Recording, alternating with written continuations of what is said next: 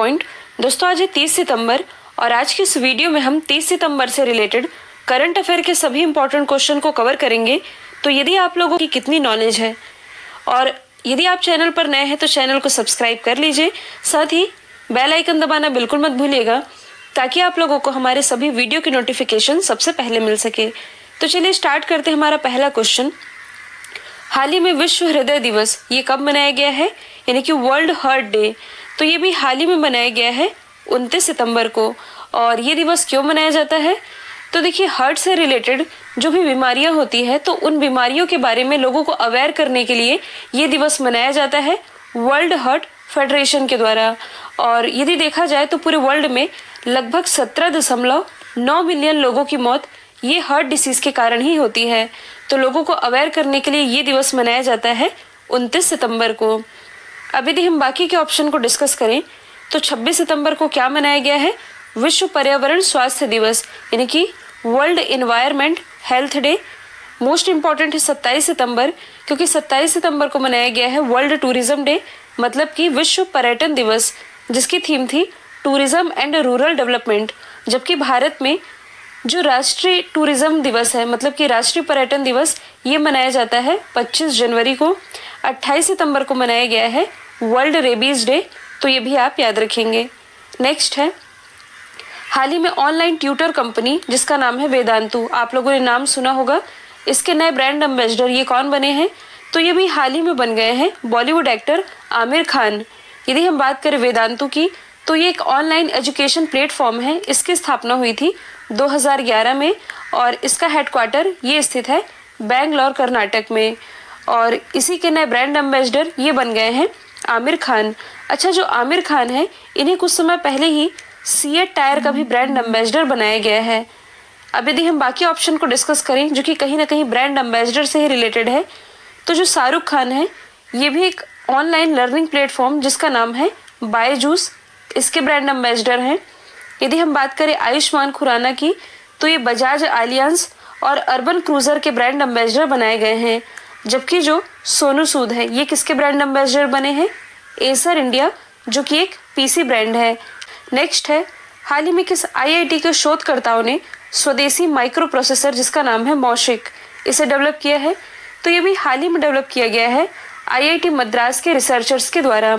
देखिए जो मौशिक है ये एक माइक्रो प्रोसेसर होने के साथ ही एक चिप भी है और ये एक मल्टीपर्पज चिप है। इसका यूज क्रेडिट कार्ड्स और इलेक्ट्रॉनिक इंस्ट्रूमेंट में किया जाएगा और इसे ही डेवलप कर दिया है आईआईटी मद्रास के शोधकर्ताओं ने। अच्छा देखिए, यहाँ पर माइक्रो प्रोसेसर की बात की जा रही है तो मैंने आप लोगों को कई बार बताया है इसी आईआईटी मद्रास के शोधकर्ताओं के द्वारा भारत का पहला स्वदेशी माइक्रो प्रोसेसर जिसका नाम है शक्ति, ये भी डेवलप किया गया था। तो ये दोनों ही चीज़ें आप कनेक्ट करके याद रख सकते हैं। यदि हम अदर आईआईटीज़ को डिस्कस करें जो कि चर्चे में रहे हैं, तो जो आईआईटी बॉम्बे है इसके द्वारा क्वारंटाइन मोबाइल एप्लीकेशन डेवलप किया गया। जो आईआईटी दिल्ली है इसके द्वारा दुनिया की सबसे सस्ती कोविड-19 डायग्नोस्टिक किट जिसका नाम है कोरोश्योर, ये डेवलप किया गया। जबकि जो आईआईटी रुड़की है इसके द्वारा पोर्टेबल वेंटिलेटर जिसका नाम है प्राणवायु, ये डेवलप किया गया। तो ये सभी आप याद रखेंगे। नेक्स्ट है, हाल ही में किस देश के मनोनीत प्रधानमंत्री जिनका नाम है मुस्तफ़ा अदीब, इन्होंने अपने पद से इस्तीफा दे दिया है। तो ये भी हाल ही में इस्तीफा दे दिया है लेबनान के प्राइम मिनिस्टर ने। अब इस क्वेश्चन को थोड़ा आप समझिएगा। मैंने आप लोगों को कुछ दिन पहले बताया था जब लेबनान की कैपिटल बेरूत में ब्लास्ट हुआ था, तो ब्लास्ट होने के बाद उस समय वहाँ के जो प्राइम मिनिस्टर थे हसन दियाब और उनकी पूरी सरकार को इस्तीफा देना पड़ गया था। और इनके इस्तीफे के बाद यहाँ के जो नए प्रधानमंत्री बने थे ये बने थे मुस्तफ़ा अदीब और इन्होंने भी अभी हाल ही में इस्तीफा दे दिया है।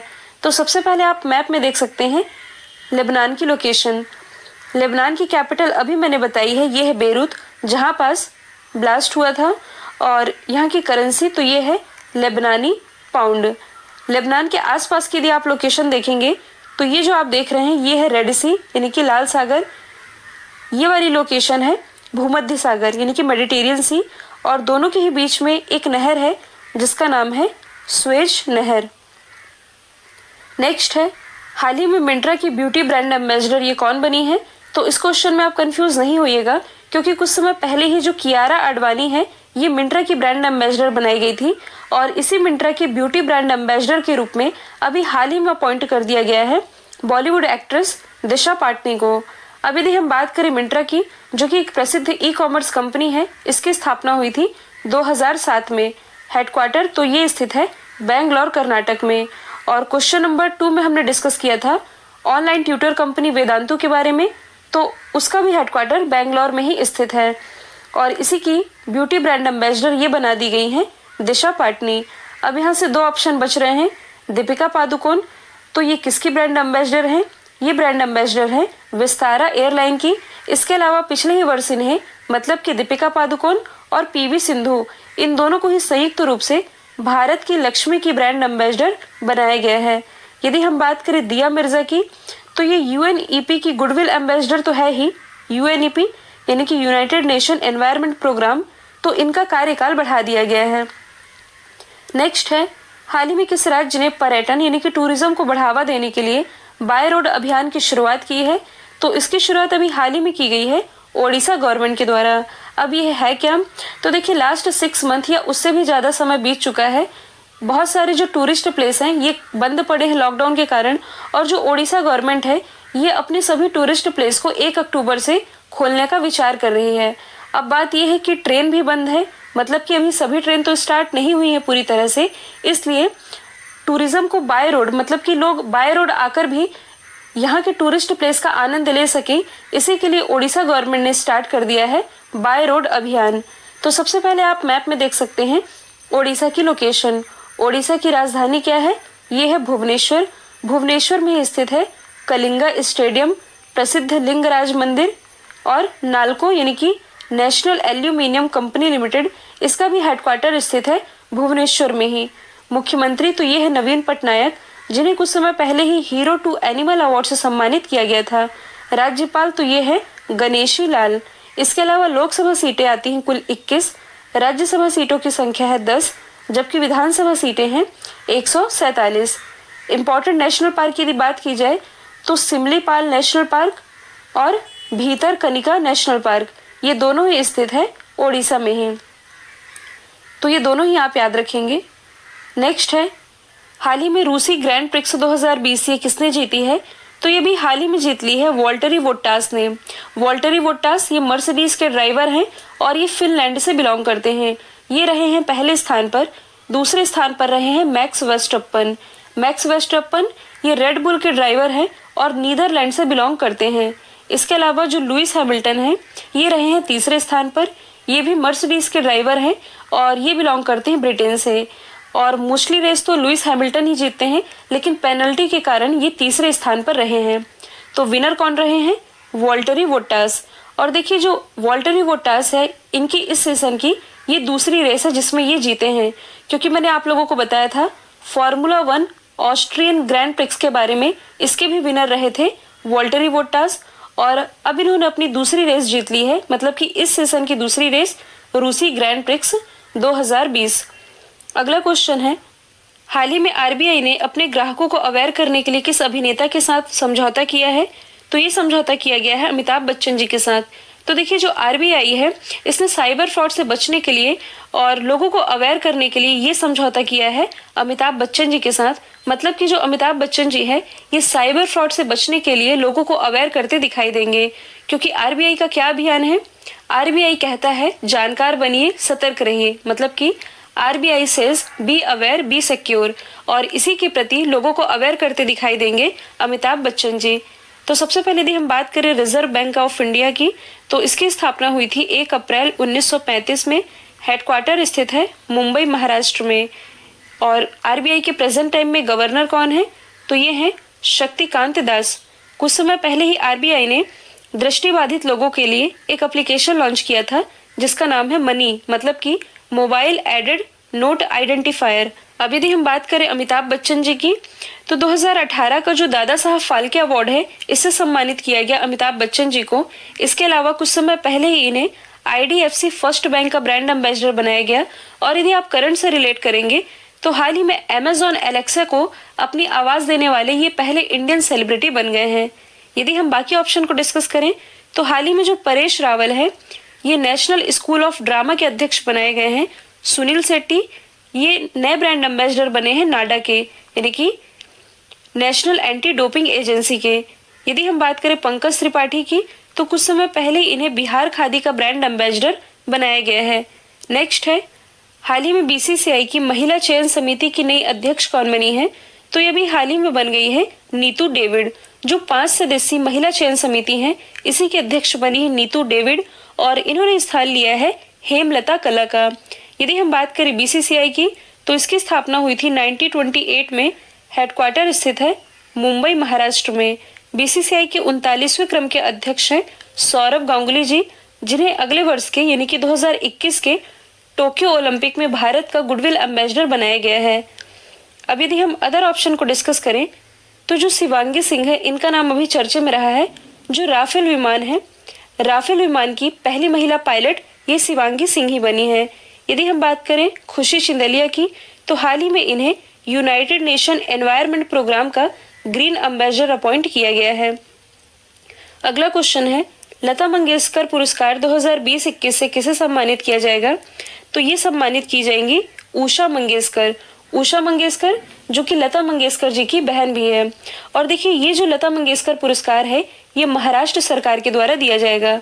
अब इस क्वेश्चन में आप कंफ्यूज नहीं होइएगा, क्योंकि लता मंगेशकर पुरस्कार ये कुल 3 राज्यों के द्वारा दिया जाता है, महाराष्ट्र, मध्य प्रदेश और आंध्र प्रदेश। तो जो उषा मंगेशकर जी है, इन्हें यह अवार्ड दिया जाएगा महाराष्ट्र गवर्नमेंट के द्वारा, जिसमें इन्हें 5 लाख रुपए, एक सर्टिफिकेट और एक स्मृति चिन्ह प्रोवाइड कराया जाएगा। तो इसमें आप कंफ्यूज नहीं होइएगा।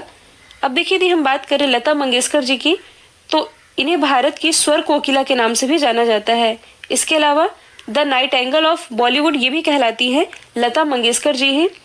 2001 में इन्हें भारत के सर्वोच्च पुरस्कार भारत रत्न से सम्मानित किया गया था। और देखिए, अभी यानी कि 28 सितंबर को ये हो चुकी हैं 91 वर्ष की। पिछले वर्ष जब ये 90 साल की हुई थी, 28 सितंबर 2019 को, तब इनके 90 साल कंप्लीट होने पर इन्हें डॉटर ऑफ नेशन अवार्ड से भी सम्मानित किया गया था। अब यदि हम अदर ऑप्शन को डिस्कस करें, तो कल मैंने आप लोगों को बताया था नासिरा शर्मा के बारे में, जिन्हें व्यास सम्मान 2019 से सम्मानित किया गया है। इनकी रचना कागज की नाव के लिए। और आप लोग शायद कंफ्यूज हो रहे थे, मैंने आप लोगों को बताया था ज्ञानपीठ अवार्ड ये कुल 22 भारतीय भाषाओं में लेखन के लिए दिया जाता है, लेकिन जो व्यास सम्मान है ये 22 भारतीय भाषाओं के अलावा 2 और भाषाओं, राजस्थानी और अंग्रेजी, मतलब कि कुल 24 भाषाओं में दिया जाता है व्यास सम्मान। ज्ञानपीठ अवार्ड ये दिया जाता है 22 भाषाओं में। अब यहाँ से एक ऑप्शन बच रहा है आशा भोसले जी का, तो ये भी लता मंगेशकर जी की ही बहन है।